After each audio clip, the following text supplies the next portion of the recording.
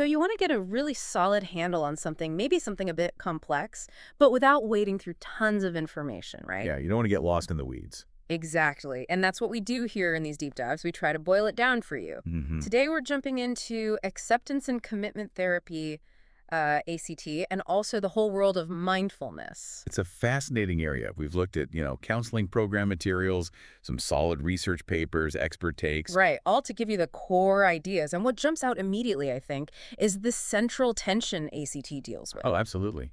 It's this idea of how do you live a really rich, meaningful life when, let's face it, pain and suffering are kind of unavoidable. Yeah, you can't just magic them away.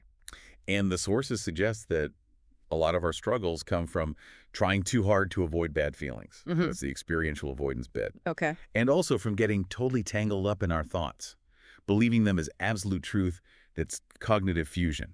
So we're fighting the thoughts and feelings instead of maybe focusing on what actually matters to us. That's a big part of it, yeah. We get stuck fighting internal battles. Okay, so this ACT approach, it sounds like it offers a path through that. The materials we saw kind of lay out some stages. They do. It often starts with helping someone figure out their values, like what truly matters deep down. Okay, the why. Exactly.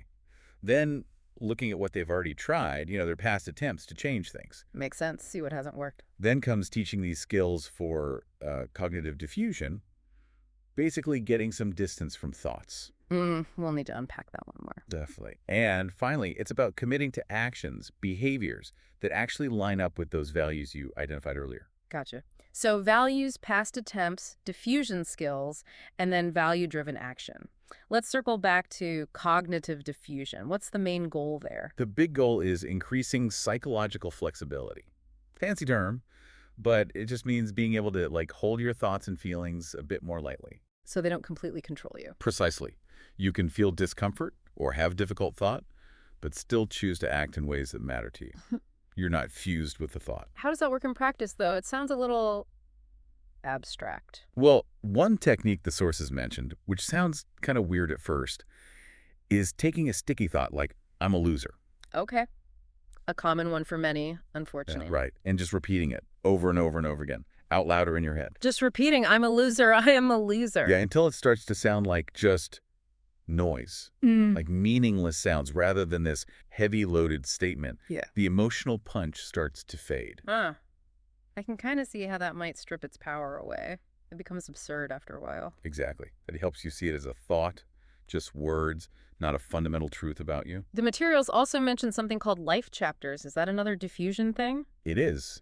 The details weren't fully fleshed out in what we read, but the gist seems to be about perspective. Seeing your current difficult experience or thought pattern as just one chapter in your whole life story, not the entire story.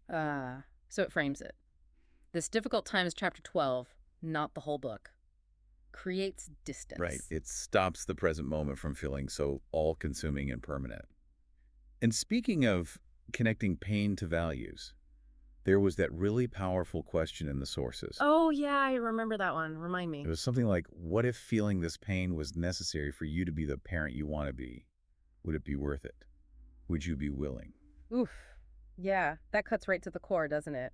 It forces you to weigh the discomfort against what you deeply care about. It really does. It links the willingness to feel pain directly to living a valued life. Okay, so this whole idea of creating space, diffusion, it feels very linked to mindfulness. Absolutely. They're very interconnected concepts. So when we talk about mindfulness, what's the working definition we're using here? I know John Kabat-Zinn's name comes up a lot.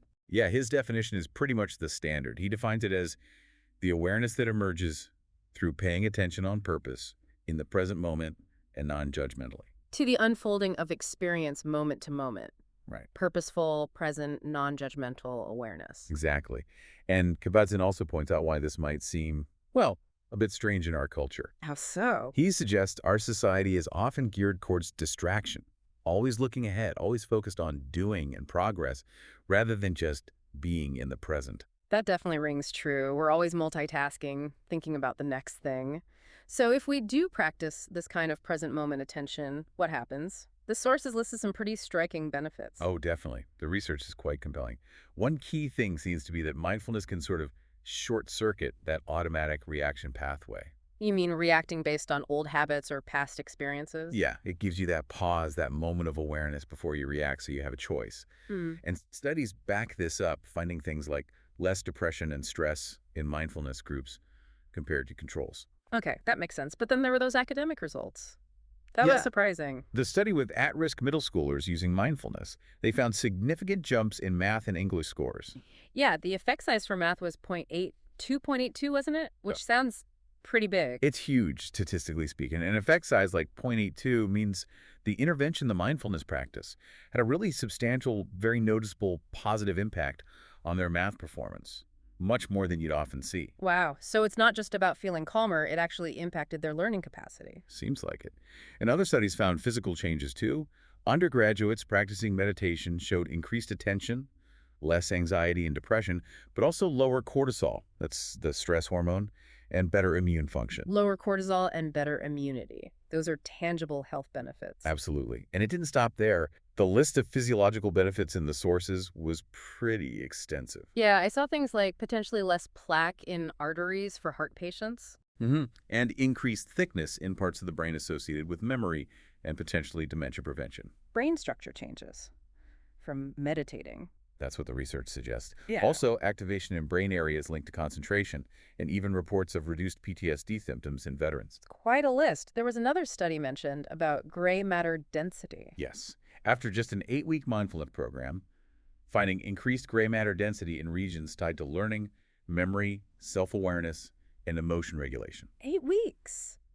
That's not a huge amount of time for brain changes. is pretty remarkable. Yeah. Plus, other studies pointed to increased empathy, further anxiety and PTSD reduction, better concentration, and even a changed perception of pain. It really does seem to touch almost every aspect of well-being, mental, emotional, physical. The breadth is quite striking. Makes you Mm. wonder about the mechanisms. Is it just stress reduction or something more fundamental about presence? Good question. Now, the sources also took this idea bigger, beyond just the individual.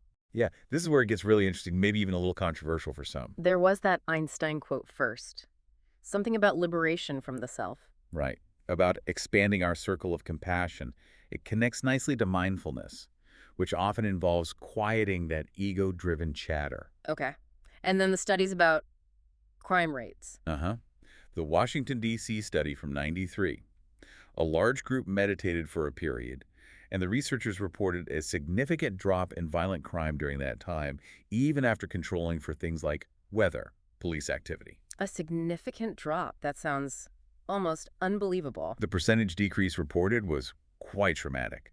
And then there were other studies looking at periods of large-scale meditation coinciding with decreases in casualties from international conflicts. Places like The Hague, Fairfield, Iowa, Yeah, again, controlling for other variables. exactly. It raises these huge questions about interconnectedness, whether collective consciousness or widespread inner peace can actually have measurable external effects. It's definitely mind-bending stuff.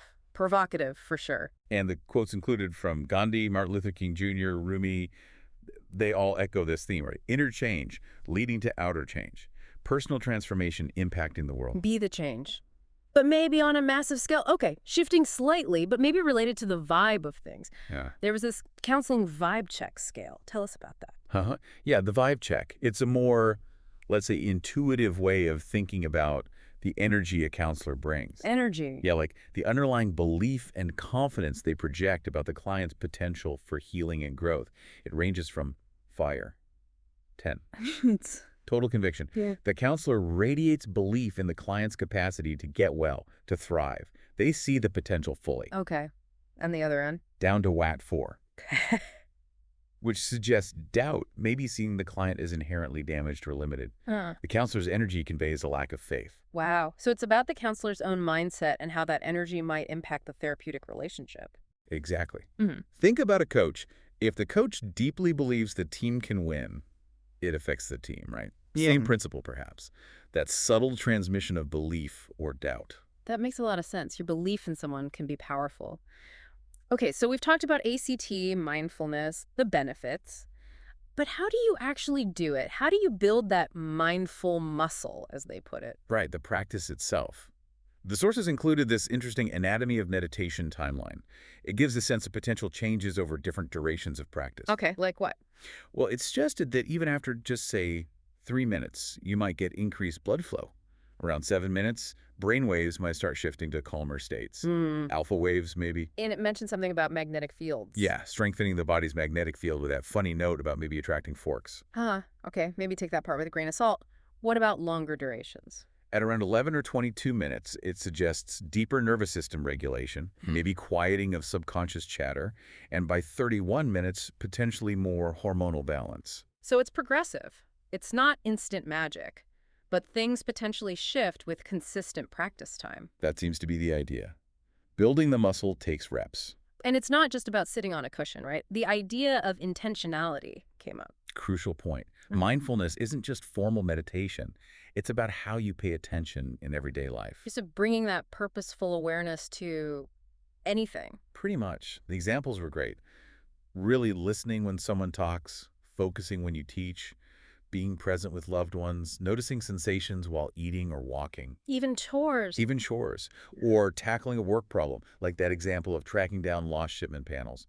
It's about engaging fully, intentionally, with whatever is right here, right now. That reminds me of that Kabat-Zinn quote again, the little things aren't so little, they're life. Exactly. Those moments are our life. Yeah. Mindfulness is about showing up for them. And the key messages for people learning this, what stood out? The sheer importance of the present moment. Realizing that worry about the future and regret about the past really chew up our mental bandwidth, our working memory. Yeah, makes it hard to focus on now. Right. And how time subjectively changes when we are focused. Also, that stark idea, this may be it. This moment is the only one we truly have. That's sobering. It is, but also motivating. Plus, the idea that awareness enhances cognitive function and that slowing down intentionally can paradoxically make you more productive. And the reminder that it's simple, but not necessarily easy. It takes practice. Consistent practice. Yeah. And for folks wanting practical ways to start, those YouTube resources mentioned look really useful. Yeah, links for kids' mindfulness, something called a hush bottle, connecting CBT and mindfulness, and an interview with Kabat-Zinn himself. Good starting points. Definitely. So, wrapping up this deep dive, if you had to distill the absolute core takeaways about ACT and mindfulness from all this material. I'd say, first, ACT gives us a framework for accepting life's unavoidable pain while actively moving towards what we value, using tools like diffusion to handle difficult thoughts. Okay, acceptance and commitment. Right. And second, mindfulness, that deliberate, present moment, non-judgmental awareness, is the key practice that builds that psychological flexibility. And unlocks all those benefits we talked about. Exactly. Benefits that are surprisingly broad, impacting mental, emotional, and even physical health, backed by a growing body of research. It's clear it's a practice, though. Building that mindful muscle takes time and effort, but the potential payoff seems pretty huge. Which leads us to maybe a final thought for you, the listener, to chew on. Okay, leave us with something to think about. Considering that research, even if it's preliminary, hinting at collective effects, like reduced crime or conflict during large-scale meditation. What might really be possible? What ripple effects could we see if significantly more people started genuinely cultivating inner peace and present moment awareness in their own lives? What could that collective shift look like? That's definitely a powerful question to ponder. Something to consider. Well, if you are feeling inspired to explore, definitely check out those YouTube resources as a potential first step. Good place to start. Thanks so much for taking this deep dive with us today. We really hope this is giving you a valuable shortcut to understanding ACT and mindfulness.